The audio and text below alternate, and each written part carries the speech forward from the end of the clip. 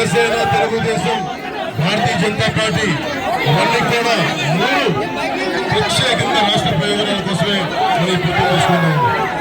అలాగే తెలుగుదేశం పెద్దలందరికీ కూడా 2014 నుంచి నేను మా పొత్తు కోసం కృషి చేస్తా ఉన్నామని, అదే దిశలో అన్ని స్థానాల్లో జన సైనికులు, జనసేన నాయకులు, వీర మహిళలు, తెలుగుదేశం పార్టీ నాయకులు విజయం కోసం కృషి చేస్తున్నారు.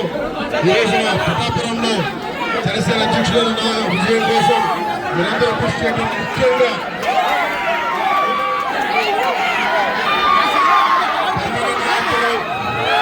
వర్మ గారు అండగా నిలబడ్డారు.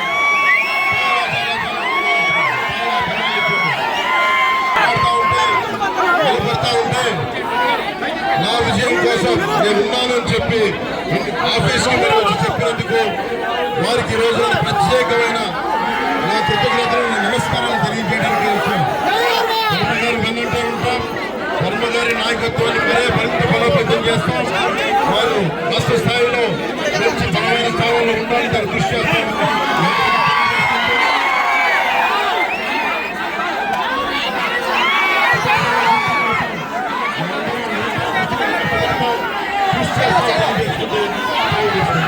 మనకి రాష్ట్రంలో 175 సీట్లు ఉన్నాయి. మరి జనసేన వారికి 21 సీట్లు ఉన్నాయి. మన 144 ఉన్నాయి.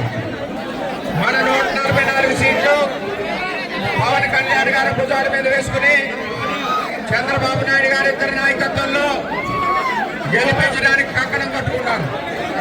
అదేవిధంగా 21 సీట్లలో మన తెలుగుదేశం పార్టీ, మన చంద్రబాబు నాయుడు గారు, మన పవన్ కళ్యాణ్ గారి యొక్క అభ్యర్థులందరినీ గెలిపించవలసిన బాధ్యత కూడా మనందరి మీద ఉందని మీ అందరికీ తెలియజేస్తున్నాం.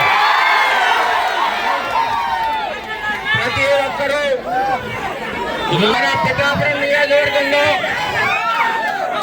జనసేన, తెలుగుదేశం జెండా ఎగరవేయాలని చెప్పి మీ అందరినీ కోరుకుంటున్నాం.